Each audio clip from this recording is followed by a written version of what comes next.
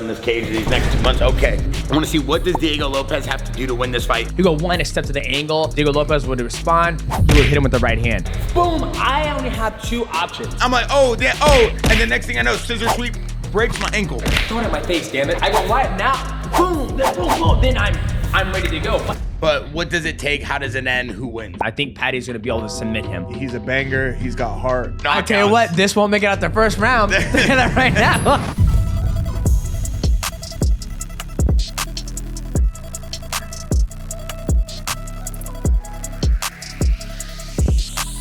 What's going on, guys? I'm Bear DeGito, and we are back with another episode of the Jaxxon Podcast. Today, we have 2 highly profile superstars, past, present, and future of MMA. Ladies and gentlemen, Mighty Mouse!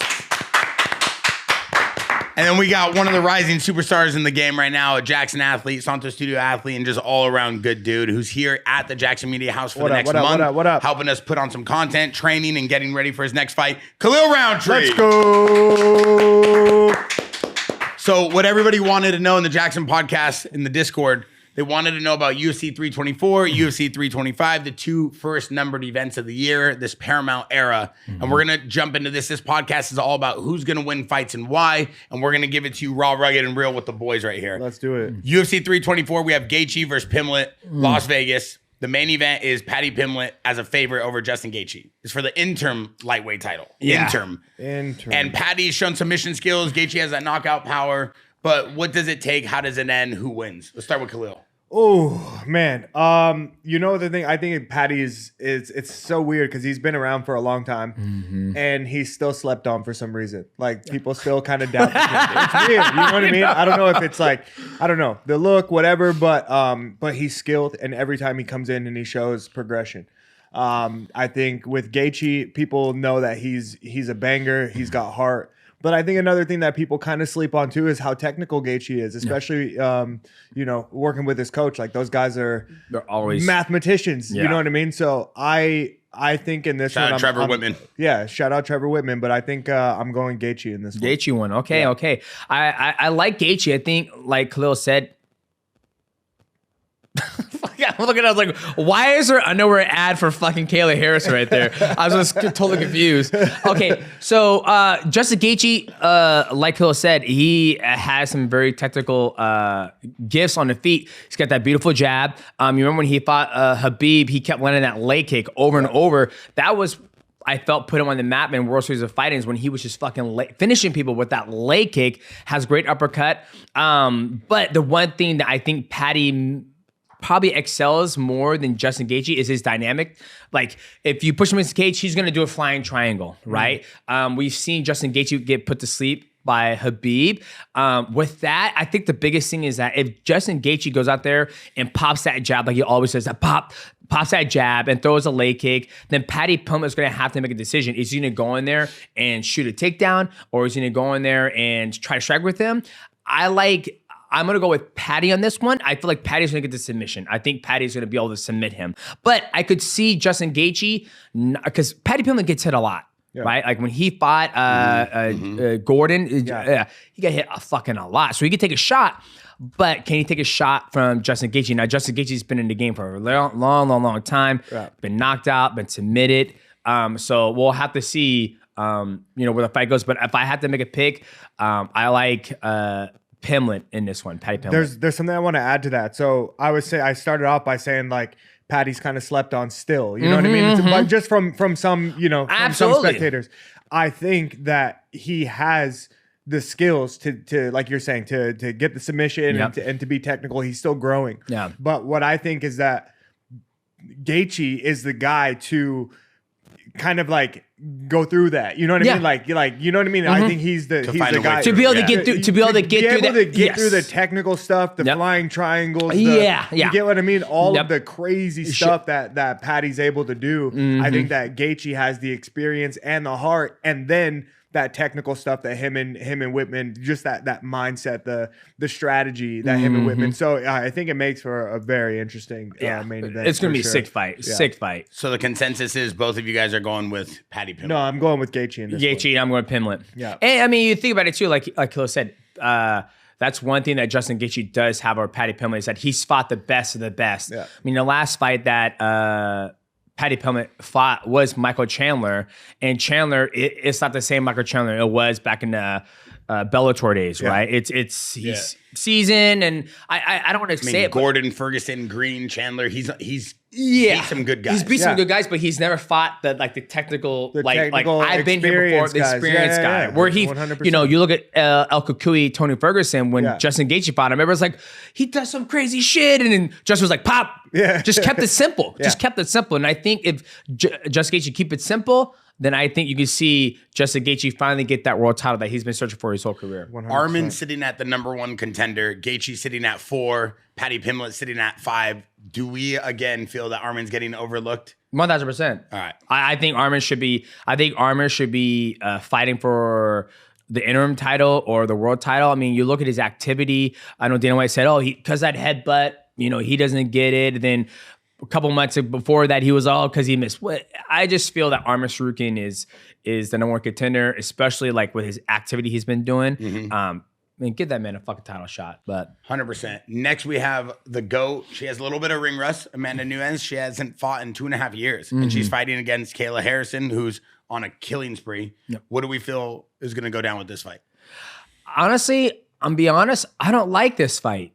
The reason why is because I like to let our legends sleep. I feel that with Amanda Nunes, she's done everything in the sport, and if you have to bring a legend like that out of retirement just to get a fight, the division is not deepened. I don't know. That's just, once again, I'm so fucking honest that it almost people dislike me for it, right? Like I love Amanda Nunes. I think Amanda beats her, but I just don't like the fact that they're bringing her out of retirement because let's say she comes out and she beats Kayla.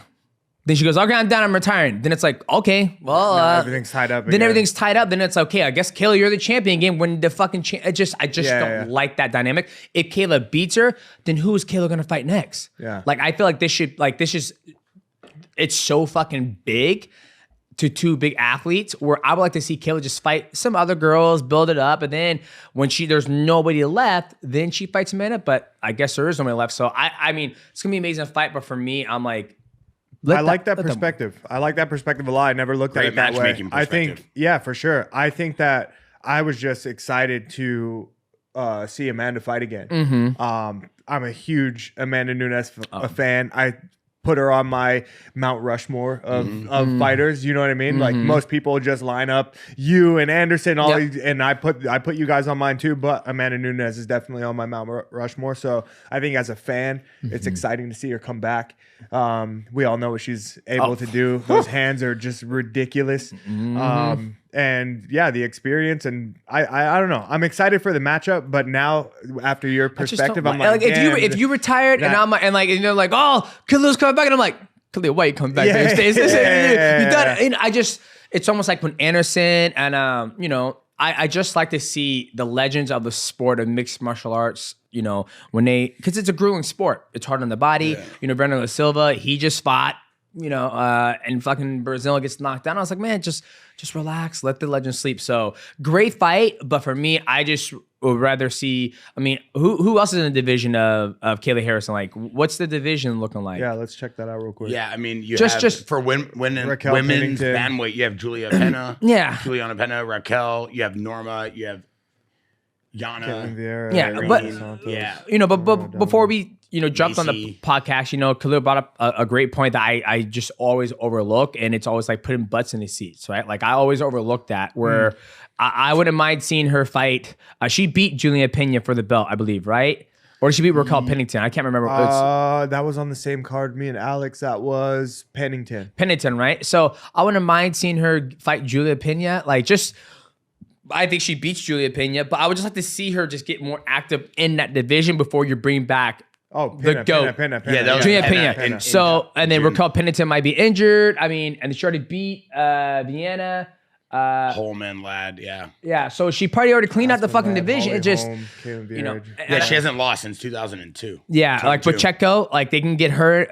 So I just feel like with the women's division, it's just not deep enough to like get her more fights. But then again, Do you think it's possible that they brought Amanda back just to give Kayla an exciting fight because she's done so much in this division already? So potentially, they're like, we got to give her a fight. We got to give her a big fight. You know what I mean? A fight that people are going to watch. Yeah. They probably looked at the division and were like, I mean, you get what I mean? No disrespect. No. Yeah, absolutely. Entertainment. TKO. Holdings wants fights. They want excitement. Yeah, exactly. They're trying to build these exciting fights. Paramount, you know what I mean? The first fight on Paramount, like all these things. Gotta be a banger. Like they've got to promote Kayla. She's a champion. She's doing her thing. She's fresh right now. So they called Amanda like, hey,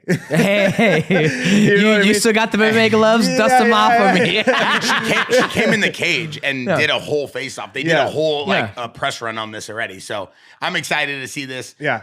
At the end of the day, who do we think who's going to win this one, Khalil? I'm always going to root for Amanda. And you? Amanda. Same. I'm going Amanda. Yeah. I think Amanda more well-rounded. I think Kayla, she's very athletic, but I think when Amanda gets her hands on her, only thing is if Amanda gets outworked. I can see that happening. Like just somebody I'm not giving up. I'm not giving up. I'm not giving up. The cardio, the pace. Just the cardio, the pace, the wear and tear, the pounding. That's the only way I can see it. But I think other than that, I think Amanda's skillful. The jiu-jitsu, the hands, the knees, the clench, the elbows. I think she has all those boxes checked. 100%. Next, we have Sean O'Malley is back, and he's fighting Song after losing to Marab. Is this like the redemption tour? Is this guy coming back? Did he even leave? What do we feel about Sugar Sean O'Malley? Man, go ahead. Yeah, I think it's a good fight. I think this is a fight that needs to be made. Obviously, Son Yadong, he just beat Henry Cejudo. It was kind of weird ending. Sean O'Malley get the opportunity to fight Marab twice. Yeah. And Marab is, we all know Marab. I mean, that man is not stopped. The machine. Yeah. So this would be different because, Son Yadong isn't going to go out there and try to wrestle Sean O'Malley. He's going to go out there, try to stand with him because he comes from a stand-up background, kickboxing. We just had him on the podcast. And I'm excited for this fight because Sean's got to keep his distance, look for that sniper shot, and then try to land that shot. Where Son Yadong's got to be able to get inside and get his hands on O'Malley. Yeah, I love the matchup. I like seeing the effort and stuff that Song Yadong's putting in right now. It seems like he's hungry. He wants to make a statement. I think that he's definitely, he's on his way to big things. And against a guy like Sean O'Malley, if he can come out with a win over Sean O'Malley, I mean, that's huge. For Song. Mm-hmm. So I don't know if I saw this or heard this correctly, but it seems like O'Malley might be looking towards like some type of exit from the fight, from the fight business. I don't know. Win one or two and then call it a day. Win one or two, call it a day. And then you got a guy like Song who's like, I'm not even looking towards the end. So do we know if that plays a factor? I don't know. I do think that we've seen so many O'Malley fights where now we have kind of like not necessarily the blueprint, but Song's got so much to pick up off of and so much to study. Mm-hmm. Are habits going to change? Or is anything going to change in Sean O'Malley for this fight? You get what I mean? Yeah. And he has to. Something has to change in order for O'Malley to come out of this fight victorious. Mm-hmm. So I don't know. I haven't paid attention. Most of the stuff I see on social media is like promoting businesses and stuff. I don't know. You know what I mean? I don't know what the training looks like. Yeah. So for that purpose, I think I'm going with Song in this one. Yeah. One thing I saw on this card that I thought was interesting is on the prelim card, they have Umar and Figueroa. I mean, it's crazy to bury him that deep. And that fight is like obviously a title eliminator, I believe. Do we feel like that's giving them justice to those two fighters? I don't know. Who else is on the card? Like, what's the whole card looking like? Yeah, we got like we got the main event. Get the hell out the way, man. We can't see. Logo, move. So we got Gaethje and Pimlet. We got Kayla and Amanda, O'Malley and Song. Bangers. Derek Lewis, Acosta, Arnold Allen, John Silva. They were supposed to have Alexa Grasso versus Rose Namajunas. I got canceled. I don't know if she's fighting. And then the prelim card is stacked just as well. You got Atiba, you got Umar, you have Natalie. See, I would bump Umar and Figgy up to the opener of the opener because that one got canceled, right? Yeah. That got canceled. So I'll bump them up to the opener. You got John Silva taking on Allen. Yeah. You got Derek Lewis versus Waldo Acosta. So I Cortez think Acosta. Yeah. And then early prelims is is you got Alex Perez. Yep. You have a bunch of guys on this card. This is a pretty stacked card to kick off the new year. Yeah, absolutely. Good one for Paramount. Yeah, do we think Figgy can take this one? Do we think that this is his, or do we think Umar? You've trained with him, right? I trained with Umar. Man, how good is he? Oh god, he's just good. Those guys as good as his cousin. Islam and those guys, yeah, they all have different skill sets. I think Islam is a better striker than all of them, personally. From going with them, I think Umar likes to be long and dart in and out, where Islam has that beautiful body kick from a southpaw position. With Figgy being at 135, I just don't. At this level, I think every little detail matters. Not detail, but every little inch matters, meaning I feel like he's built for flyweight. Even though it's a harder weight class for him to make. I mean, when he was touching flyweights, he was putting him to fucking sleep. Like when he touched Joseph, like, and just flatline Joseph. So the fight between Umar and Figgy, it's going to come down to the grappling, right? Yeah. Umar's going to take him down. It's going to be a grappling exchange. Figgy's a black belt in Brazilian Jiu-Jitsu. His last fight, he got beat by Corey Sandhagen. He blew his knee out from that 50-50 position. Yeah. But if I had to pick one, I'm going Umar Nurmagomedov. Like, those guys train so hard. The only reason why I feel like those guys do lose is obviously if somebody's better than them, but if they gas out because they're overtrained. Because they fucking train all the time. Yeah, I think I'm going to go Umar on this one as well, just based off of, like you were saying, their training backgrounds, especially like mentality. Yeah. I think that like Umar is another guy who came in strong with something to prove, you know, and he's still like fresh in the game.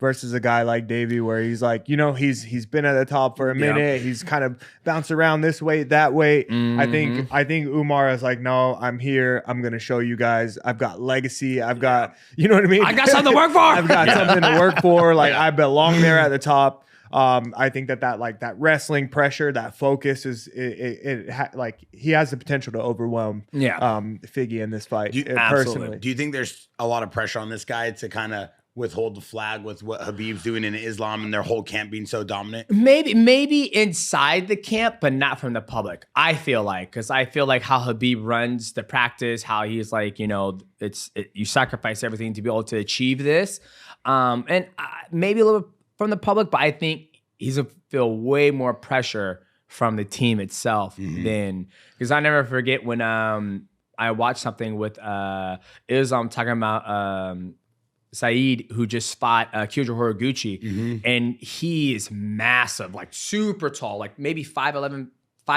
as a flyweight. And he goes, dude, like, you need to go up. Like, stop trying to make 125. You're just drained. And you saw what Kyoji Horiguchi did to fucking Saeed. I got Umar Nurmagomedov in this fight. Wow. And Khalil, you've been to war with Piera. You know what it's like to fight like elite strikers. In your opinion, you think if Gaethje catches Paddy clean, like, is it over? Is Paddy proven that he can like survive these deep waters? I think Paddy's proven that he can survive deep waters. In my opinion, like Paddy's tough, man. Like he's tough. He's gritty. And I think he's one of those guys where like it doesn't just take one punch to put Paddy out. The guys that he fights, I'm sure that internally they're like, I'm just gonna put this guy out with one punch because they want to. You know what I mean? Because they want to. Because you know how whatever he says and you know just his personality, whatever. But he's shown me that like he's not the type of guy that you just go in there and put out with one punch. Put him against Bobby Green, like whoever. It's just not gonna happen. He's gonna be in there. He's gonna last. He's gonna do something, and then he's, you know what I mean? And then he's surprised, you know what I mean? And then surprises the world, and then people are like, "Damn, why have I been sleeping on this guy?" So I think it takes more than one punch to put out Paddy for sure. Yeah. All right, next we got UFC 325. We're gonna roll right into this. We got our very own Diego Lopez with the rematch against Volk in Sydney, in Volk's, you know, kind of home territory. I do understand what's going on with like the cards, and I do understand what people are saying about who should be getting a title fight and who not should be getting a title fight. Diego Lopez is probably one of the baddest dudes in the featherweight division, if not the baddest dudes besides Volk. I know he's had some run-ins with other fighters. I do believe this is the best match they could have made because everybody wants to see that rematch. Who do you think wins this one, Mighty, and why? Well, I know Diego Lopez just came off a win against John Silva. That was kind of, I can't remember off the top of my head. I felt like it was kind of back and forth. You know, the interesting thing with Diego Lopez, when he fought Alex Volkanovski, I felt like he wasn't able to make adjustments during the fight, right? I felt like he would stand outside and Volkanovski did a good job at going one and stepping away from his power, excuse me. He'd go one and step to the angle, and then when Diego Lopez would respond, he would hit him with the right hand. He just wasn't able to make those adjustments. Now that Diego Lopez is getting a title shot really quick, I don't know if he's been able to make those adjustments. Diego Lopez has an amazing jiu-jitsu background where I've never seen him like. He typically likes to stand and bang, where it's like, give me a 1-2, boom, double leg takedown. Then the guy's on the. Oh, you want to see more jiu-jitsu? Well, he's got a. Have you seen him grapple before? Yeah, of course. Fucking great. It's like that can give him a leg up on Alexander Volkanovski just because you're taking that fight somewhere else. But I just don't know how is he going to. Is he? If Diego Lopez doesn't adjust to Alex Volkanovski, I feel like he will lose again. But he did drop Alex Volkanovski in that first fight. He's got heavy hands. He's got heavy hands. I just think his heavy hands would be more appreciated if he uses wrestling because it gives the athlete something else to have to look at. I talked to Diego Lopez last week. He was here at Jaxxon Media House training the last week of camp before he went to Australia. And one thing he told me, he said, the first fight against Volk, I wasn't having any fun. I wasn't smiling. If you know me and you see me fighting is what I love. And I'm smiling. I'm enjoying the moment. In this fight, I was stiff. I was rigid. I was so tense. It was his first title fight. The kid came from nothing, and he's built an amazing career. I do think he's made the proper adjustments.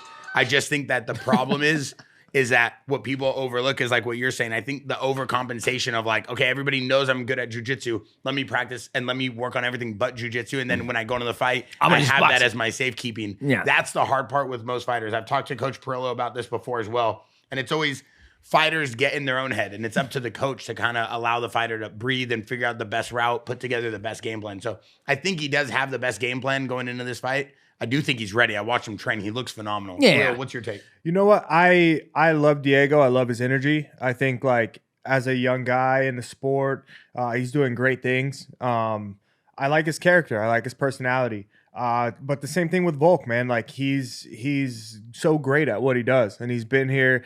He's durable. You know what I mean? He's smart, everything. So I really like this matchup. I'm rooting for Diego. I would love to see Diego come in and do what we're talking about now. I'd love to see him come in, make the proper adjustments, come in happy, and you know what I mean? And beat Volk. But I can't necessarily like guarantee it. I can't say like, yeah, Diego's gonna go in there and get the job done.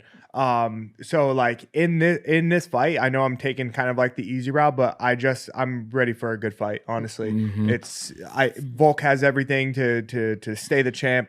You know what I mean? And if he wins, it's like deservingly, like you do your thing. You know what I mean? You're that guy for a reason. But the same thing with Diego. Like if he makes the adjustments, if he comes in happy, if he wins this fight, like then I'm happy for him. You know what I mean? Like it's like good job. So I really don't know who wins this one, honestly. And I think for that fight, just to cap that off, it's Diego Lopez fighting his IQ.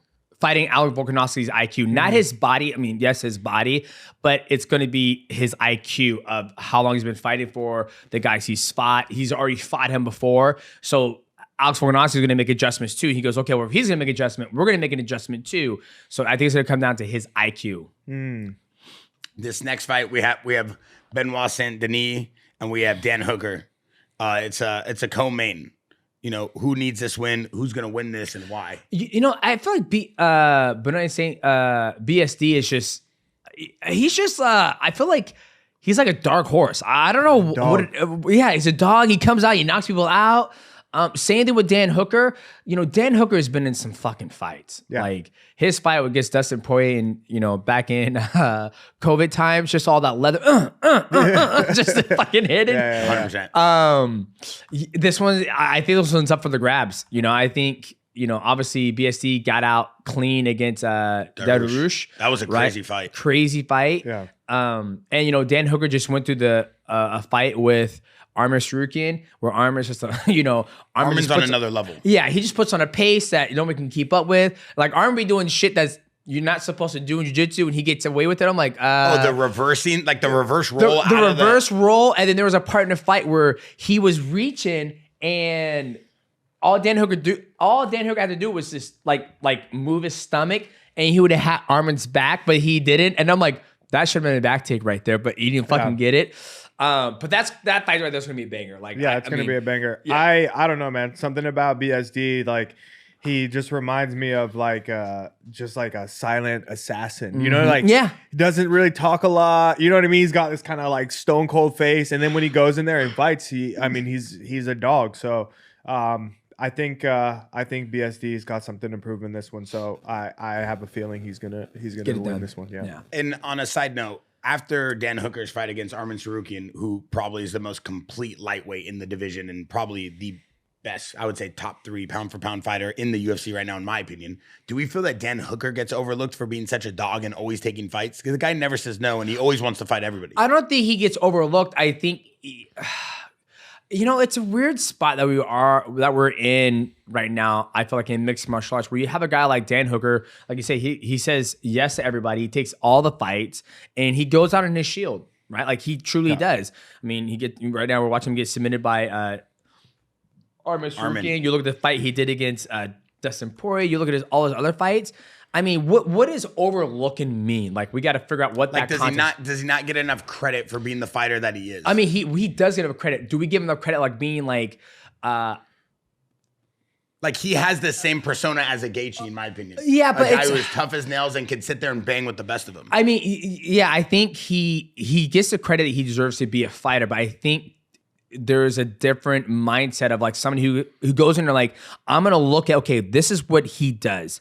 I'm not going to fight you there. I'm going to put you in a realm where I'm able to take advantage of you in the fight, right? Like you look at Islam taking on Jack. Yeah. He took him down over and over and over. Yeah. Could he have strike with Jack? Yeah, he could have, but he's given Jack the opportunity to play in the game, right? So that's the difference that I think Dan Hooker is missing, where it's okay, well, how can I keep him where I'm going to be able to thrive? Yeah, I don't think Dan gets overlooked at all. I think he gets the respect that he deserves.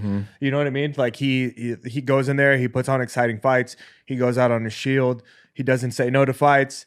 And I think that's exactly the respect that he gets and deserves. You get what I mean? Yeah. Are they talking about like Dan Hooker, the greatest in the world? No. But like, can he get there? Yeah. And how will he get there? By being the guy that everybody knows he is. You know what I mean? It just takes this like consistency of just like winning fights and then eventually he gets to where he gets another level of respect. But I think I think he's respected 100%. A lot of people thought when BSD Benoit Saint-Denis was fighting Rufy, it would be like the big test, and he obviously proved that he could fight with the best of them because Rufy's a dog. Yeah. Do we think that this is going to be one of BSD's biggest tests? Ooh, that's hard to say. We'll find out. You just never like in the fight game. Do you think this is the toughest guy he's fought? Is gonna fight? Well, can I see his record again? I don't know all the guys he's fought, so I have to. I mean, Darush, Rufy. Yeah, I mean, he beat Rufy. Hey, see right here. This is where Khalil was just saying before we're going through this talk. You look at a guy like Rufy, very dynamic on the feet, very doing shit out of the can. It's very hard to prepare for a guy. Scissor leg kick, sweep. But look at here. In the second round, he takes him down and submits him, right? So this is a guy who's like, okay, how can I get through this, navigate this, get submission? And look at that. The last, since 2023 all the way to 2025, it's always been a finish or he gets finished. Yeah. So, I mean, he's going out on his shield. He's looking for the finish and he's navigating the fight that way. So he always puts on good fights. Yeah. So this, for sure. I would say this is probably, it's probably Renato Moicano. Dustin Poirier was a good fight. Yeah. So I don't think it's his toughest fight because Renato Moicano is pretty well rounded. Dustin Poirier is pretty well rounded on the feet.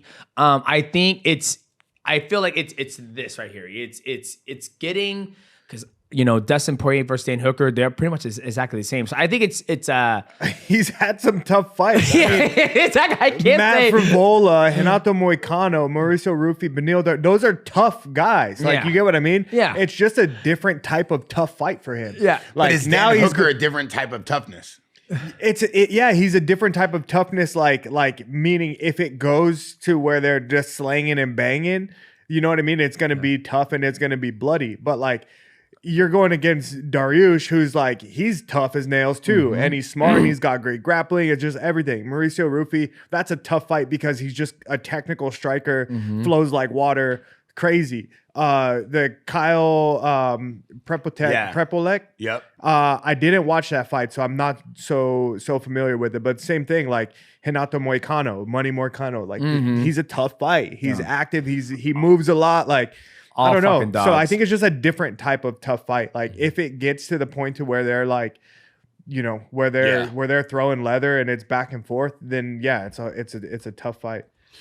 The next thing I got is we got one of our very own Tuivasa. This guy is the man. He came on the podcast. He showed nothing but love. He came all the way out here. He's on a little bit of a skid, but he's making his big comeback. He's fighting against Tallison, and he's fighting kind of at home, you know, in his backyard, so to say. He doesn't have to make the journey to the U.S. This is a big fight, right? Fighting in Australia, Tuivasa needs this fight more than anybody, and he's probably out of everybody the one that could do it. He had so much hype, and then obviously he got derailed a little bit, but this guy is such a dog. I mean, he knows how to fight. He knows how to win. What do we think is going to happen? I think something's got to change. I mean, back in my day, you know, you go on a fucking 3-fight losing streak, you're cut. Yeah. You're cut. But each time he comes out and fight, he's very exciting. And the UFC seems to love him. Fans love him. Everybody loves him. The shoey's insane. Everybody loves him. So I think he was hotboxing on the podcast. Everybody was going nuts. I think for him, he's definitely got to get a win. You know, and yeah, I don't really know much about the guy he's fighting, but you know, dog, like another dog. Hey, he's a dog. 6'7", Yeah. 6'7", arms like ladders. Yeah, like he's a dog. Oh my god. Let's see the guy he's fighting. Yeah, I'll pull up his profile real quick. Right there, Tallison. Tallison. Yeah, he's big. Is he the toe hold guy? Yeah, Yeah. dude. Ah, fuck. He's a big 83 dude. inch. Yeah, reach. okay, I know who that is. But he lost his last 83 one. Who inch did he lose reach. to? Yeah, he lost to Lewis. Derek Derek Lewis. Lewis. Me guess he probably went for the fucking toe hold, and Derek Lewis goes nope and just fucking locked him out. This dude is so nasty. I don't remember how it happened. He was undefeated before he fought Derek Lewis. Okay, that's not the toe hold guy. No, That's no, not no. the- That- You're talking about the guy who's Walker. wrestling That's Walter. Walker, yeah, Yeah. he's fucking nasty. So Yeah. for here, Kale Wrestling artist, a guy actually with no legs, I think, actually. coming up. yeah, Zion, Zion, yeah. yeah. So we're here. You got 2 knockout artists. But look, every round, first round. First round. First tell you round. what, I'm gonna- What Khalil and Mighty. Hey, what Khalil and Mighty are looking at right now is the ESPN record of Tallison, who has like 9 first-round knockouts. I tell you what, this won't make it out the first round. Right now. You get it's like 83 inch reach, 6'7", 99 he fights. walks around by, at 260. You get what I mean? Like, Yeah. yeah, Derek Lewis, like, Yeah. like I'm not gonna say that Derek Lewis got lucky because dude's got hands like Oh, fuck yeah. anvils, right? Yeah. But I'm just saying, like, look, Justin Taffa, Arthur Lopez, like, oh, dude, it's crazy. Like, I don't know. I just think that it's a tough fight. You're in the heavyweight division. Doesn't matter what. All these guys have one punch knockout power. Yep. And just I don't know, man. 83 inch reach, 6'7". That just seems to me like a lot to deal with. So, I mean, like I don't know. I gotta go with I gotta go with Tallison. It's just like you get what I mean. It's Yeah, like, absolutely. You dude, look at the stats. You I don't know. I feel like you gotta have a real like coming to Jesus moment to be on like a 5-fight losing streak and then expect to come out here and sleep a guy who's 6'7" with an 83 inch reach. Yeah. I'm like, prove me wrong, please. Because everybody loves Tuivasa. He's a great guy. He's got great personality. He's a dog. He's been in the game for a minute. You know what I mean? But it's a tough test. Yeah. It's a tough test. And like, in a way, it's like you got to kind of build up this momentum internally, mentally, to be able to go in there and slay a giant like Tallison. Yeah. You get what I mean? Literally, and there's a not giant. a lot of momentum there. Yeah. No, you're right. I agree. Probably like taller. And- He's like, Mighty's like a giant. And like you said, it's like when you're on that 5-fight losing streak, it's like, dude, like, you know, and it's not like he has like some type of like grappling. He likes to stand on the feet too. So they're both in the same wheelhouse. Like, we're gonna knock each other out. Best man, good luck. Yeah. Right. Question to you, Khalil. Obviously, in a respectful way, you've lost and you've won. What do you have to do mentally to come out of a losing streak or losing a fight? And You have to make a lot of adjustments in training. You have to make a lot of Well, I'd say for me personally, when I like coming off a loss, even my most recent loss, it's like I'm now in an adjustment period. I'm not in a part where I'm like, all right, yeah, like I'll fight whoever next. It's like, no, dude, like losses are serious to me, especially in this level of like where I'm at in the division. So it's like, what adjustments do I need to make? What lifestyle changes can I alter a little bit? It's those micro mini things, right? Yeah, you know what I mean? It's like it's it's inches, it's right centimeters, you know? So it's like, Do you feel like it's harder for the bigger weight classes just because one punch can change everything? Where in maybe the lower weight classes, the lighter weight classes, you can get away with more. Yeah, it's just a little bit more difficult because you can put in eight weeks of training, 10 weeks of training, but in the back of your mind, you know that like, well, it could be over in 30 seconds because. You get what I mean? So you're like preparing all of this time, knowing in the back, it could just be a one-shot kill. Yeah. Versus these guys that are doing 8 to 9 week training camps coming in and almost knowing like, okay, yeah, this is probably going to go the distance. Yeah. You know what I'm saying? So there's a little bit of a difference there. But like when you're on a losing streak, it's proof that like, okay, something needs to change within training, within mindset, within lifestyle. And if you're not willing to look at that and make those differences, then the losing is going to continue. So I don't know. I don't know what's going on in the Tuivasa camp, but it would be miraculous for him to come in and you know what I mean? Miraculous. Yeah, like in Australia, hometown crowd come out and slay the giant. Like that, what a story. And then go off into sunset. I'm done. Go off No, then he's back. No. Then we want more Tua. The fans love Tua. We love Tua. I'm pulling up, Mighty. I pull up your fight card, your fight history here from 2012 to 2017. Look at all the belts, dog. From 2012 to 2017, all you did was fight for a title, basically. Yeah. Every fight was for a title. Back to back. Obviously, it's a little bit harder for me to ask you this question of like when you lose, how do you come back because you didn't lose? How do you even stay motivated with that many wins? No, I think like what Khalil said is that like, you know, I was talking to his wife last night. And I think the biggest thing is that when I was in the gym, you know, we would come back and I'll never forget after, you know, I beat John Moraga, Matt was like, okay, well, you took a long time to get that submission. So let's try to fine tune this. And then when I fought Joseph Benavidez the second time in the back, he goes, dude, stop moving. Stop fucking moving so much. Like he's coaching me all the way to the fight. And he goes, you're going to shock the world tonight. He goes, just believe in yourself. And I knocked him out. And then each time we go back in the gym, he would always try to change my skill set, just always forcing me to change. Your coach? Yeah, Matt Hume, yeah. Always train. And then I'll always lose because I'll go to the gym, he'd kick my ass. And then, you know, when I lost to Henry Cejudo, that was kind of like, you know, I felt like I just made some technical errors where I should have just fought him more instead of relying on the leg kicks. Because he would take me down, wouldn't pass my guard, wouldn't do any damage. I'll get back to my feet, and then I'll go right back to kicking his fucking legs. But I think when you do lose, like he says, you got to make some technical changes. You got to be able to take a step back. Even though I've been successful in my career, take a step back and figure out, okay, what can I do better to take my game to the next level? Yeah.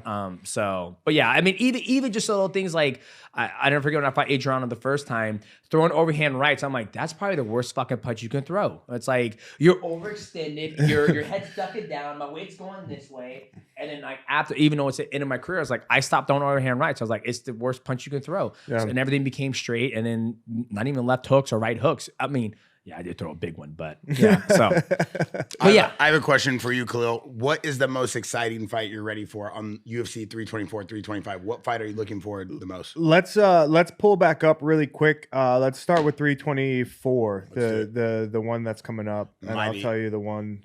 Mighty, a lot of people. I don't know if you've been seeing that reel with me and Bisbing talking about Joshua Van being interviewed by DC, and he said, "Who's that?" I don't know. Yeah, I saw that. I love Joshua Van, but they said Pantoja or Mighty Mouse, and I said, "Come on, man, it's not even close." Joshua Van. Pantoja is amazing. Pantoja is absolutely amazing. Okay, so the fight that I'm most excited about on this whole card, it's for me. It's got to be Pimlin and Gaethje. I got to see who's going to be fighting Arman next. Ooh. O'Malley, though, I want to see him come back, to be honest. I want to see what he could do. Let's see the comeback tour. I think main event. Yeah. This is the one that I'm most excited about for sure. Because these guys are both really, really good. Mm-hmm. And I just think that it's a great matchup. Exciting matchup. So I'm gonna be at the edge of my seat watching this one. Mighty, is there a fight you're looking forward to the most? Paddy Pimbleton versus Justin Gaethje.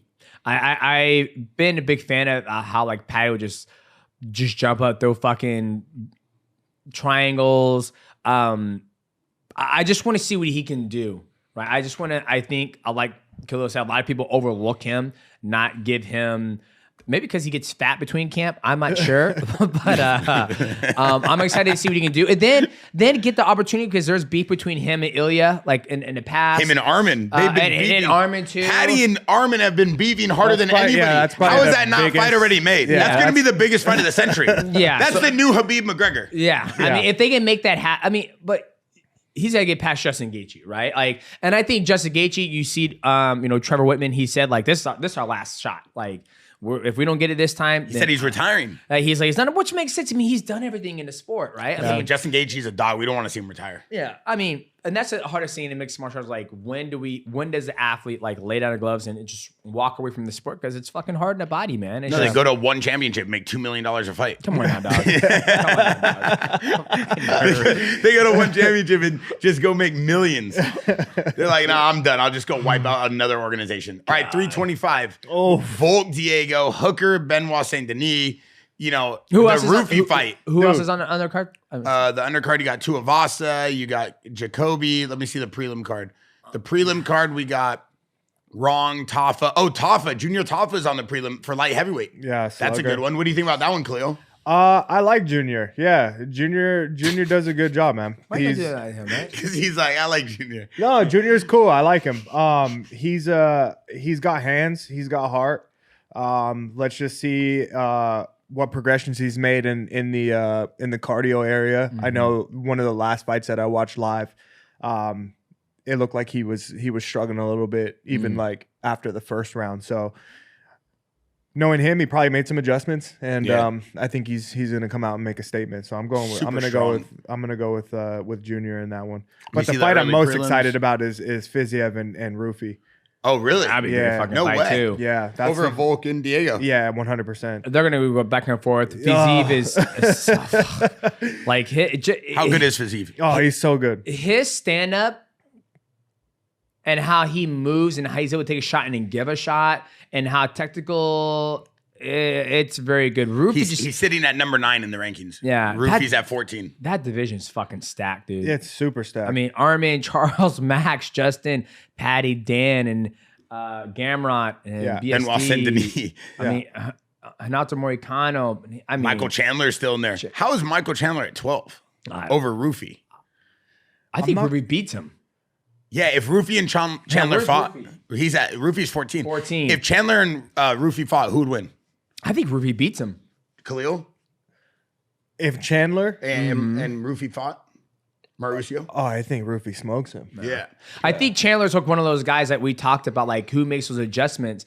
And I never forget when he was fighting Paddy Pimbleton, he goes, I can't get to him. Yeah. I can't get to him. And the coach, Henry Hooper's like, dude, like the first 2 shots, you don't try to hit him. You go, bop, bop, and you show. He's going to back up. Then you move. Now I'm in the range to hit him. And he couldn't make those adjustments in the fight. But he goes, I can't get to him. And that's like, he's not going to be able to get to Roofie. Roofie's going to be able to move. No, he flows, bro. He flows like water. Yeah. I love whatever they're doing over at Fighting Nerds. He left. I heard he left. Did he leave? I heard he left. I think that was just him training with Volk. I think he was maybe getting acclimated to Australia and New Zealand, and the weather was bouncing around. Don't trust the fucking internet, boy. Yeah, I can't see him leaving the Nerds. If he does, I got to retire my glasses. Yeah. He scissor sweep kicked me while we were sparring. And broke your ankle. And I told him, I said, yo, let me get some smoke. So I was like messing around with him, and I started talking, and I said one thing about Brazil and the Nerds, but I love the Nerds, and I love Kyle, and I love John Silva put me to sleep in here.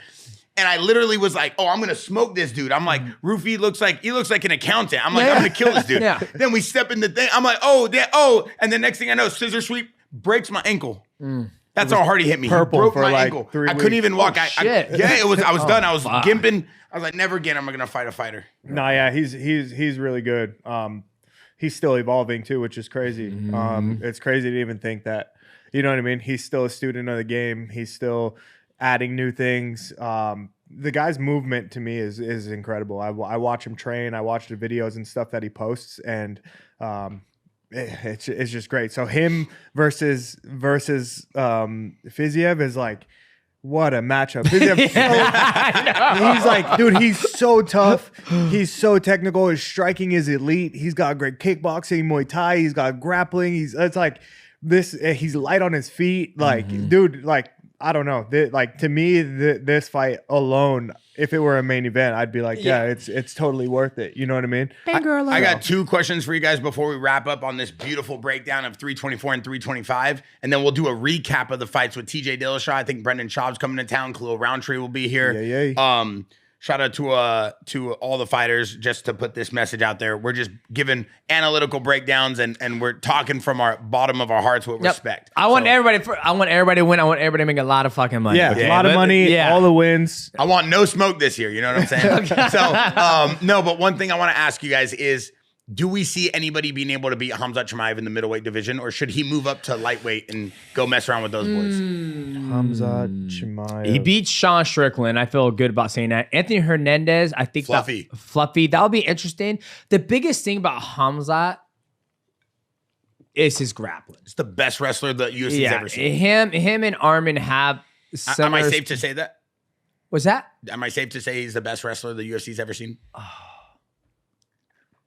I think he's the most controlling and most dominant wrestler the UFC's ever seen. Yeah, I think he has a style that he implements on people. I mean, you look what he did to Kamaru Usman. Kamaru Usman ain't that was a short notice for Usman. Usman put up a good fight, though. He put up a great fight, yeah. But for him to be able to like just manhandle, I mean, he just does a good job of just manhandling people. Like when he did the DDP, I thought DDP was going to beat him because that's crazy. Because DDP has a certain style where it's like you shouldn't win, but you're fucking beating everybody, right? Yeah. Like DDP versus Izzy on the feet. Izzy should have been able to toy with him, like from the level of kickboxing, the technical ability. Yeah. But he has this thing where he'll fucking slip and he's like, I gotcha. And it's like, how does that even work? So I thought DDP was gonna be able to beat him. But I think like with Khamzat, like he just has this like it factor where you don't get a lot of tape on him. Mm-hmm. You got to prepare for the grappling. He's knocked people out before. Great hands. Yeah, it's crazy that Sean Strickland's 3 though. I'll be Nasruddin. What can he do? Great hands. They've been chirping a little bit. I saw on the internet. Yeah, but I just think right now it's like I don't think Carl. I think Carl because he's big and athletic. Yeah. Rainer de Ritter. I had high hopes for him, but his cardio is he said it's shit. Yeah. And he's quit before in multiple fights.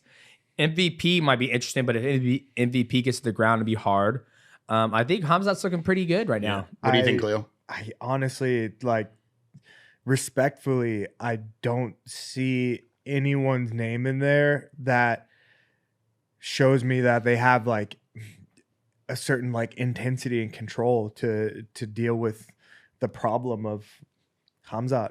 It's crazy. Like we don't have much tape on him. Yeah. But every time we see him go in there and fight, he is just a bear trap on people. Yeah. You get what I mean? Yeah. He's just so dominant. It's full control. Mm-hmm. It's it's no fear. It's full control.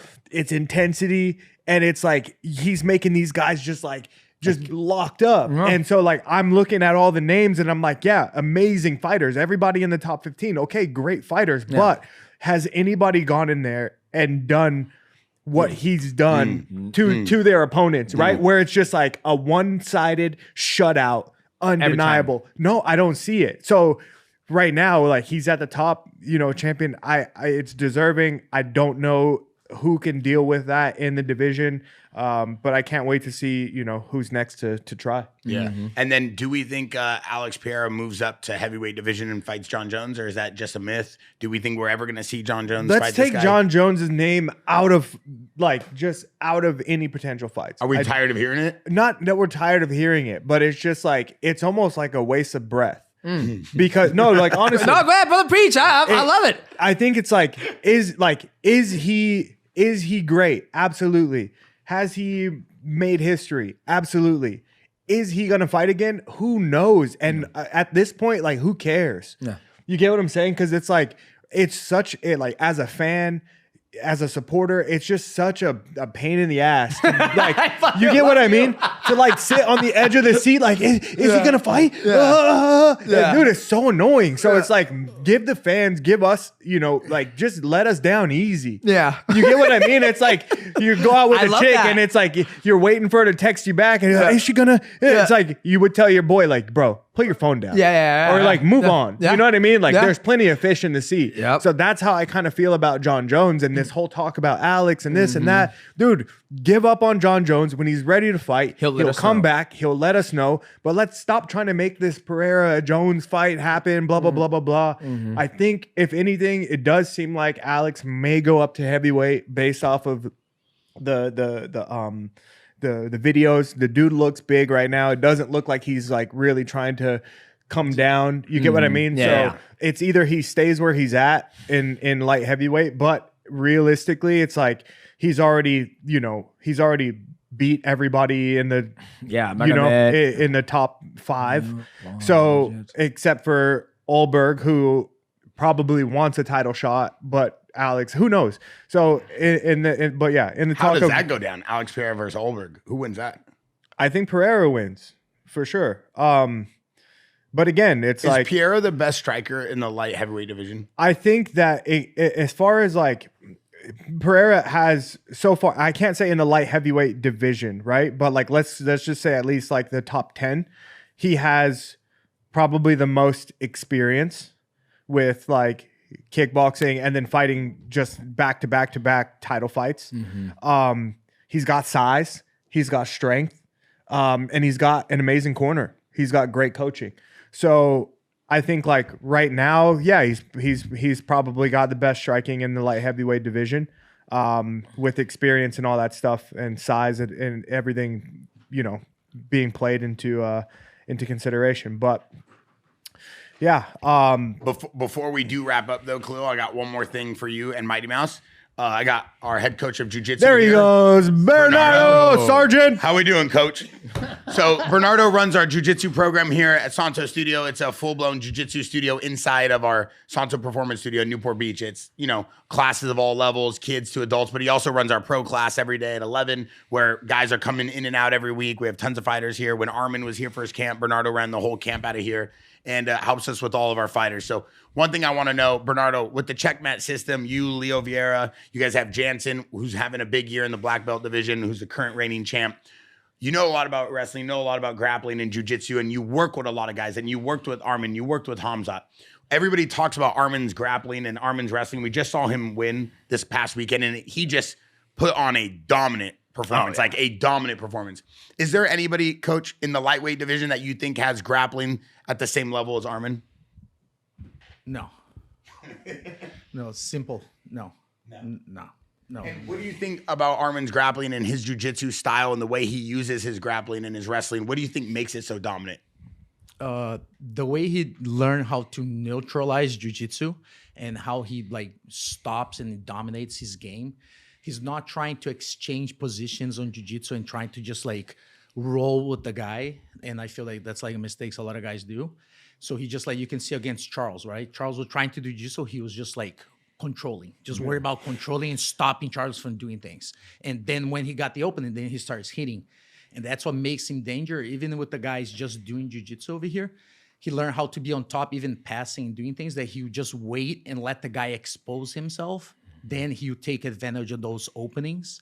Then he evolved. Then he go do the next move. So, and he's strong, man. That's what I hear everybody says. He's fucking strong. Right? I was like, how strong is that motherfucker? And then, Coach, you also got to watch the entire Khamzat Chimaev camp when he was getting ready for the belt against DDP. And you see the way Khamzat Chimaev runs through guys at practice. You see how many guys he comes in here. Is there something different from the way Khamzat runs a camp and the way he was doing his grappling and his jiu-jitsu? Do you see anybody in his division being able to come close to him? No, man. I was impressed. It's like his jiu-jitsu coach. I've been friends since we're blue belts, like more than 20 years. Alan and Alfinfo, and man, it shows that he's been training jiu-jitsu a lot because he's he's a beast. Like he dominates and he imposes his game, and I feel like he knows how to use how tall he is and how his length is. So he already has a game really adapt for his size. So a lot of the positions he lands, it's like if a different person tries, that's why people can't mimic him, because like the person tried to do what he does, but his body type, he can do that. He can go by, he can get by with some stuff that like, because how long he is. Like when he put the guy body on the body lock, he puts it down. How easy he can quickly like move towards the back. It's because how long his torso and his arms are. So he gets by with that. Yeah, I thought it was interesting when Khamzat first showed up and we were working on the logistics of getting him here to do his camp here at Jaxxon Media House. Alon, who's been friends with the Checkmat team with Leo and Bernardo for 20 plus years. I think he got his black belt under Leo Vieira. Yeah. So that just shows the lineage of Checkmat and Leo Vieira as well. But that's Khamzat's jiu-jitsu coach. And one of the best things was, you know, Ilya, Gustafsson, Ilir, Khamzat, all these guys came from All-Stars in Sweden. And they all trained there. And Khamzat used to live in a little kind of like a little closet room, like Harry Potter style. And he would train 3 times a day and he would never leave. And Alon, the jiu-jitsu coach, told me like, this guy is one of the most passionate, most disciplined fighters we will ever see. And people just think it's like this brutality and this dominance. But he worked for that. Like he was in the gym training and he had some of the best training partners and the relationships he's built with these fighters. I mean, he was training with Gustafsson for years and that guy, you know, probably had one of the best fights, if not the best fights John Jones ever had to fight, besides maybe Dominic Reyes. So, I mean, I do think, too, sometimes these guys get credit and then sometimes people don't see. It's not just the natural born work. It's the actual physical work they put in. You know, their abilities that they're born with is one thing, but these guys have all put in work. So, I thought that was amazing. He's one of those guys that doesn't fight as... There's a point in time where he was fighting all the fucking time. All the time. And then he kind of disappears and then he comes back and then he's gone where, you know... Nowadays, you don't see the champions fight as often. It's like you might see him fight once a year, maybe twice. Fuck, man, we seen Arman Sarukian fucking grapple 4 times in like 4 months. He's making so much money. I mean, it's like, hey, he's getting 200K every 2 weeks. Yeah, but he just bought a new Bugatti. Yeah, but I mean, for him to be like the activity is like, you know, back in the day when Anderson Silva was fighting, you would see him fight at least 2 or 3 times. I mean, look at your title run, Mighty. You were fighting 3-4 times a year for a belt. Yeah, and so I feel like payday. Those guys, you don't see them fight as much. Where I would love to see Khamzat fight as more. Will that change with Paramount? I don't know. We'll have to see. Are we all, before we go, are we all excited for Paramount? Khalil, you're the most active fighter we have here right now. Yeah, I'm excited about Paramount. You know, there might be things that I don't know, but I'd say overall, I like the idea of not having to pay $90 every time to watch UFC. You get what I mean? Like, there's so many UFCs that I missed out on because I'm like, I just don't want to pay this much money. So if I can just, like, if the price can just be reduced all the way down, perfect. Way more eyes. So it's like, I think it's good for the sport. We're going to grow. We're going to be in more homes. It's going to be huge. You know what I mean? It seems like now. We just saw the Golden Globes. Mackenzie Dern and Brian Ortega. What do we think about that little? Yeah, I mean, wait, no comment, dog. Shut up, Mackenzie no Dern. comment. They're not together. No, they're not together, but that was a great segment. It was a great segment, but I love how people were just like, I love the internet because the internet's just undefeated. And I was like, somebody goes, holy shit, I forgot Mackenzie Dern was a champion. I was like, oh shit, I did too. It's just, you just don't, there's just too, like, you have your favorite athletes that you follow. And the champion of that division we have this thing where we talk, and it's like Zhang Wei Li relinquished the belt to go up and fight Valentina Shevchenko. Yeah. And so now Mackenzie Dern is a champion. And there's a part of me that was like, well, is she truly the best when the champion is still around? Once you release the belt, you're the best. You're the best. So, but the internet, the hardcore MMA fans are like, nah. It's like Ilir Topuria versus Islam. Like, is Ilir Topuria truly the best lightweight in the world? Where Islam is still around, it's like they never fought. So, but I would love to see that fight. Just spin it. Mackenzie Dern is the champ. She's also one of our girls. She's with Coach Perillo, and she's a dog. She's in here nonstop. But you just brought up a quick point. Can't let you go without talking about that. Ilya, I mean, when you talk about someone moving up and taking over a division, when you talk about Topuria taking over a division and Islam's not in the division, and I mean, let's be honest, is he, you know, does he just get the belt? Does he just get to move up? Is that his division, even though Islam's not there? It depends what part of me you want to get. Just give us the raw, rugged, and real Mighty Mouse. Dude, Roger's like, this motherfucker don't know about selling no tickets, no nothing. You know, I think I think with that opportunity, Islam moved up to 170. I think it was a smart idea for him because he fought Alex Volkanovski and he beat Alex Volkanovski when Alex Volkanovski was a champion, right? And Islam wanted to be a double champ, but they stopped doing that. So when they wanted Ilya to come up and fight Islam was like, I gain nothing if I beat Ilya Topuria, right? Because he beat Alex and he gained nothing. They're like, everybody's like, oh, you beat up a smaller guy. So him going up to beat Jack and everybody's like, oh, he's too small. I think that was the best thing he could do because now he beat a heavy. Everybody gets more praise when you beat a heavier person, not a smaller person, right? Like if Khalil was to kick my ass, he goes, of course, he's 5'3", 145 pounds. Yeah. But if I go and beat Khalil, they're like, oh my God. The best ever. The best ever. Look out, da-da-da-da. So I think it was smarter Islam's play. And I think it was, once again, if Ilya was to go down and beat fucking Alex Pantoja, they're like, of course. But he went up and beat a dangerous Charles Oliveira. But you still have Arman Paddy there where I think that fight needs to happen. I mean, the division has killers. Like, I think he went from, I don't want to say, he was in a pool with sharks. Now he's in a pool with like bigger fucking sharks. Like great whites. Great whites. Yeah. Only great whites. You got Mako sharks in this one. Now he went to great whites. Yeah. There you go. And the Arman fight will truly set precedent to who is the king of that division. Because there's so many guys that could easily hold the belt. But and I'm not gonna bandwagon Arman anymore because I always talk about him, but he's one of our guys as well. But the dude really is the most special lightweight in the division, for sure. Here's what needs to happen with Arman. You need to have a talk with him and tell him just stop pissing the UFC off. You just say, bro, do me a favor. Just stop pissing the UFC off and everything you want will come true. Well, you could tell him tonight when you see him at dinner. Arman's going to be training here. Khamzat's here. We got Mighty, Khalil in town. We got a big couple weeks coming for you guys. We got all kinds of content. Shout out to our boy Rampage. He's out there live streaming and doing his thing. So nothing but love to him. So while he's doing that, we're going to continue the show and make it as good as we can. And we will be having tons of special guests, tons of special features. Plus, we'll be doing the Inside the Cage episodes with Michael Bisping. So you guys are going to be seeing a lot from us. If you guys want to see the behind the scenes and all the new edits, make sure you guys go check out the Jaxxon Podcast Discord. That's where we show you guys all the videos, everything we got coming on. Plus, that's where we put the guests before they're on the show. We let you guys know so that way you guys can give us some questions, some answers, see what you guys want to see. We're just trying to put on a great mixed media show for you guys. A lot of stuff in the cage, a lot of stuff in here, a lot of recaps, and a lot of predictions. So thank you guys for watching. And don't forget to pick up my new shoe on Nordstrom.com. Hey, shout out to Khalil Rountree. He has his first signature series shoe in Nordstrom with Santo Studio. Go pick it up. Let me know. Hey, Mighty, real quick, can you hand me that black watch? These things just dropped. For everybody out there, we have the new JX3, the JX2, we have our dive watch, and we have our brand new scratch-proof sapphire crystals. So now the bezel, the face of the watch, it looks so clean, it's elegant, goes with every day, and it's just the ultimate elevated feel. So if you guys are looking for watches, Jaxxon now has back in stock all of our best-selling watches. All right, UFC 325 breakdown, 324 breakdown, we just did it. Paddy and Gaethje, Volk and Diego, two big cards. I'm in the cage here at Jaxxon Media House with lightweight, heavyweight superstar in the game, Khalil Rountree.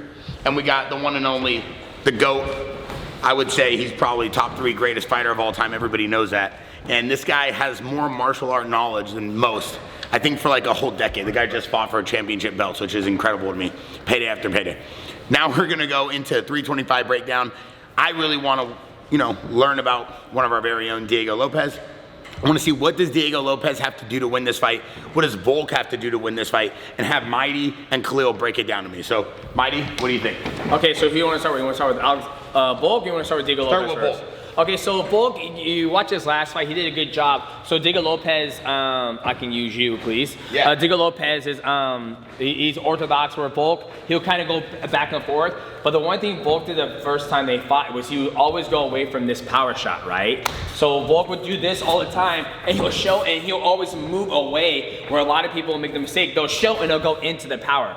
So Volk would do a good job of going here, and then each time Diego would throw anything, he's already behind because Diego has to turn, right? And so I would like to see Volk continue doing the same thing, keep going here the inside, keep throwing, the high kick, and keep on going around this way and firing from this position, because no matter what, if I get to the jump before Diego does, I'm always in a better position to land a better shot in a position where if I'm in this position, he has to turn and face me. And then boom, the right hand's gonna be right there. So if you go back and watch that fight, that's what Diego did. That's what. Bro, you're still really fast. Yeah. That's what Alex Volkanovski did very well. Is that he would stay on this, I call it an arc, where he wouldn't come here because I'm in danger, right? But he will stay here and just show things around in this area on this arc, and Diego has to turn.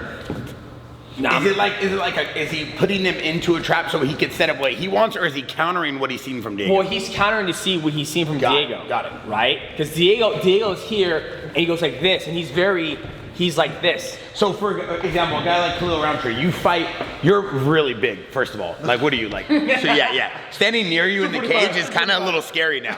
No, but you fight more in this like Muay Thai stance, where you're kind of rigid on your back foot and you keep this foot up ready to just do whatever you want to do at all times. Yeah. And you're able to kind of spring off of it. Typically when I watch Khalil, it's a hard puzzle to solve, essentially. Oh, wow. Yeah, oh, wow. Okay. Yeah. And this is why it makes me fucking mad when he fucking lost his last one. But is that why was there any? There was no. Okay. Exactly. So when Khalil's like this. Yeah. One, he's super fucking athletic. Yeah. He can explode on you, and he can go boom. He can throw that fucking kick if he needs to. He also has the push kick. Oh yeah. And then I like that one. He's waiting, and then he also throws this. It's like a right. It's like a hook. It's a hook over, but it's like Fedor is very famous for doing that. Right? But is it an overhand?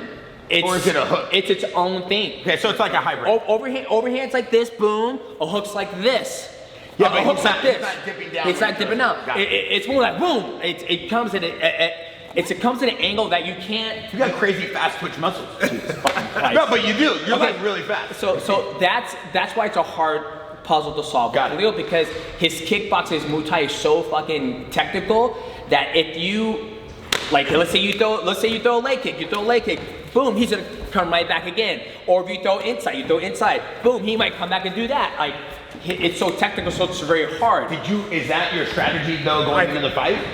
It really depends. I think what Mighty was explaining as far as like Volk, right? So if Volk is orthodox like he usually is, yeah, and Mighty's saying like to wait for that right hand to come here, throw your right. So he's saying like come out here and then attack, right? That's what you're saying. But just always turning him. Yeah, I'm constantly getting me to move. Yeah. So by the time I'm ready to react, I'm already here catching the hand. Yeah. So it's making different movements off of the reaction. Got it. You get what I mean? So he said like Volk will naturally come in and then like go this way. For me, I'm not like really taking any side steps. I'm more like holding my ground here, and then my reaction's different. If I see you're gonna throw a right hand, I'm not thinking about going this way. I'm more thinking about like maybe a T. That's what I'm saying. It's so hard because you. But like if my foot's light here, then I'm like my response to your movement is different. And obviously I'm not a fighter, so I don't mean he can't come in and do this. I'm just saying I remember specifically, and I thought it was so exciting. Arman Sarukian, you were training with him at Santo Studio, and you were like, Arman, if you come in here, you throw this in here, you work the body, you can come out, but you like to fight in this clinch and in this close quarter combat area because it's easier for you because of reach. Yes. But these bigger guys, not bigger guys, but you know, bigger guys, but like taller, but a little bit of both. But they have a longer reach, but they also have the ability to use the leg, they have the ability to use the reach. They don't have to fight in the clinch right here, even though he does. He's a dog. All right, cool. Because that's really the biggest differentiation between, say, a guy who's fighting like you, who's using this, versus a guy who's fighting in like a traditional stance. Yeah, but he'll go back and forth. That's the difference. That's the puzzle that's hard to figure out. Exactly, because there's only one way you can deal with that style that you would have to do, but in order to deal with that, you're gonna take a lot of damage. You can take a lot of damage, but the payoff is gonna be more if you're able to succeed. So the biggest takeaway I'm hearing is Diego likes to set up. Diego's here. Here. Diego's longer than Alex Volkanovski. Right? Longer reach. So Diego needs to be moving around, moving and be boom, like boom, and use the distance, stay on the outside. Stay on the outside and just move and just like, okay, like he's younger, athletic. Come on, let's southpaw, boom, throw body kicks, right? If I'm shorter I am shorter than Khalil, believe it or not. But if I'm trying to, the hardest thing with this fight is me going to try to get to Khalil, right? But if I'm here and Khalil's moving around doing what he does, and he throws, so if he throws a body kick, right? Boom, I only have 2 options, or 3 options. I can either eat it, boom, and try to hit him, but the way he's throwing it, it's gonna knock me off balance. Especially, yeah, for Yeah, sure. and then if he throws it, I catch it, I eat that too, that's gonna fucking hurt, right? Or 3, I gotta get the fuck out of there, right? So Diego Lopez has 3 options when he throws a body kick. There's all 3 of those options pay better dividends for him. Yeah. So Diego Lopez got to be long. Yeah. Use the longest weapon in the fight, which is his kicks, and force Alex Volkanovski to come across that void and catch him or get on him. But allow Alex Volkanovski just keep forcing turning him. I love that already. Yeah. Because even just based off my movement, you're already out. I'm gonna wait for him. I'm just gonna sit here. I'm constantly going away from his power. But what the takeaway that I heard from you with how Volk is constantly setting up Diego so he can be in a better position, how does Diego react to that then? Just moving away. Footwork and using and the how long. do you not get stuck in this trap where you're constantly... Well, you have to. It's a constant game. That's the difference in like good. I want to say good fighters, great fighters, but like you always that puzzle is like when me and Khalil are moving. I'm going here, and you see he just corrected himself, and once he corrected himself, I went wide. Because now I know I'm going in front of the power, but now if he was to throw his there, throw it at my face, damn it. If I was to go here, I go right now, boom, then boom, boom, then I'm ready to go. But I'm doing that on purpose because I know instinctually he's looking for me to go. I go there, he's good. I'm coming out here, I'm baiting him.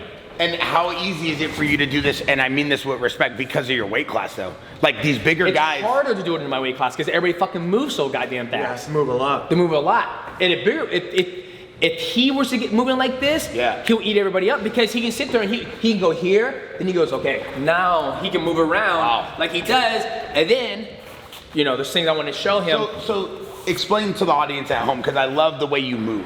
Explain to me what you're looking for, not only in the feet, but in the positioning. Like, I love how you're seeing his shoulders. You explained it to me really well when you were training with Arman about coming in and creating these angles. Because it's not like you're cutting off the cage. You're actually just making a better angle for you while you cut off the fighter. So it's a little bit different. So in my career, I never trained in a cage.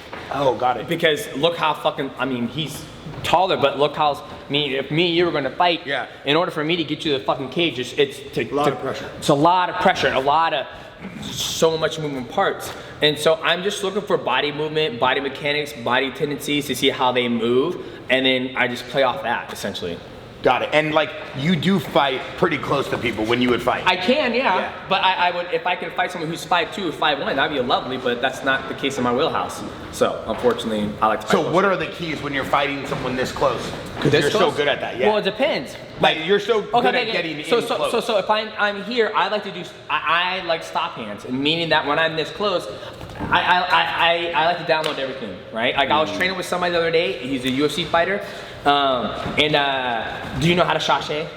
Yeah, I mean, not really. So when I kick like this, okay, that's a check. So I want you to go like this. Yeah, but like you move backward. But no, he's going like this. He just moved out of the way just a little bit, right? Okay. So I'm like this. He did that, and I was like, okay, I took that. So I'm like, I did the same thing, and I hit him, and he was like, he goes, why? He goes, I was like, you're sashay. He sashayed like this. Instead of you throw inside, that's outside. Throw inside, right? I went here, not like this. Yeah. So my hips are back. I'm going forward, right? Or you can check. So I'm always downloading people. I like to just see what they do. Okay, so one of your key takeaways is first you want to read the fighter. Always. And then your next key takeaway, are you basing it off a game plan or are you basing it off your strengths? Always my strength. Yeah. And then we'll have to play with the game plan. But it's always, I look at somebody like, I look at him and I see what they can do well, and then I'll see what he does well, and I'm like, okay, this is where he needs to fight him. If he's able to fight him here, he'll be able to thrive more. And then when the shot comes, the shot will be available to him. And then one last thing before we take this away. First of all, that was amazing breakdown. This is why you're the GOAT. No. Second of all, one thing I love that you were showing Arman Sarukian, and I know we were messing around. I was trying to wrestle you for $10,000, and I Did you ever pay him? I paid Arman. Okay, good. Yeah, because he actually was going to kill me if I didn't pay him. Yeah, but I should me for 10 grand. No, first of all, I should have never made that bet. I know. I'm like, this man just donated money. Dude, I thought I could beat him actually, and then because he's so short. He's like my height. looks like a pretty boy. I'm like, who's this surfer boy? It's like the first week with him. Yeah. No, he made sure to get paid. But you were so good at kind of showing them this movement where you like come in, you come out. You were so literal with like your explanation. Yeah. I would love for you to break it down for the audience at home. Yeah. That attack. So I call it stop hands, and it's something you have to build up to. You just can't go do it, because if I was just to walk in and grab Khalil, he's gonna fucking do a check hook or something. He's gonna do something. So you have to build up to it, and so it comes down to like just showing things, showing a movement, and just coming in and moving. I always am moving away from this power. Yeah, but you're so good at like pushing him, like what you're doing to me right now. I don't have to push you because you're able to move. But see, you already changed your shoulders, so I just have to go there, right? But if we're here and I get in here and you go in, outside ties, yeah, there. I go here and I'm pushing this way, and now I'm gonna step this way, and then there's my knee, and then there's the clinch. Cold. Yeah, that would And suck. then here, boom, boom, and then I'm ready to go there. That would suck. But it's so hard because in fighting, if I come forward, what's your natural reaction? Just kind of. You're gonna go backwards. Yeah. So in order to get to that position, it's super hard. That's why it's very rare you see me get to that position in a fight, because they're always going to be running, and I don't fight anymore. So. But you train every day. I don't train every day. What do you mean? I see you train every day. I mean, lifting weights and shit, but not like moving and doing shit like this. But you're grappling every day. You're doing jujitsu? 2 days a week. Really? 2 days a week, yeah. So you got your black belt, did your side quest, and that was it. I mean, I'm on a different side quest now. What is your new side quest? We don't gotta talk about that. Got it. But are you still trying to compete in jujitsu tournaments? Nope. Really? Yeah. It's over. Yeah, for now. You got all the hype and excitement? Just for how at the black belt level, when Bernardo, we're talking about, is like when you're going to black belt level, you're competing against guys who train twice a day, 5 days a week. I train twice a week in the morning, take classes, and then that's it. And that's it. That's it. But you were competing every week, I felt like. Every week? Yeah. No, it was like only the big tournaments, Pans and then Worlds. That was it. Did you enjoy it though? I loved it. Oh, okay. I loved it, but I get more enjoyment doing this. Yeah. So. And are you still training at all with fighters, like when you go Nope. and do contact with them? No. Only. I saw you train with Habib and his team. Yeah, only if like I trained with Uriah, that was good. Only How was that? It was great. It was a good time. Alpha Male? Alpha Male, yeah, it was a Wow. good time. Yeah, trained with him. Trained with some of his fighters. Got a roll with Yadong, and How good is he? What is that? How good is he? He's good. He's good. Yeah. That's like Mighty Mouse okay, or is he? No, he's good. He's good. Everybody has a way of how they move, right? Like I can't say that person sucks or that person is not good, or it's just how they move. So that's like my keys, like I like going around finding how people move, and then how would I move against them. No, I love it. I love the breakdown. I love the way you look at it. And like I said, one of the most knowledgeable dudes in mixed martial arts. Khalil, excited to see all the knowledge you bring to us in this cage these next 2 months. Okay. Yo, these are bigger dudes. But the one thing about me is like, you could do that, but ever since I've been training with TJ Dillashaw, I'm a bad man. You know what I mean? I got the Bang Muay Thai. I'm trying to. He's Bang Muay Thai certified. I'm trying to get Bang Muay Thai certified so I can come in here and just put the hands on people. You know what I mean? Not you, but like maybe a civilian, like our camera guy. There you go. All right, thank you guys for watching. Tons of behind the scenes. Plus, Khalil's going to be breaking down some of the fights for the recap. Hopefully, a lot of the picks and a lot of the knowledge the boys gave you will help you guys with whatever you got going on for UFC 324 and 325. Appreciate Mighty always coming through. Appreciate Khalil being in the cage. Thanks for watching.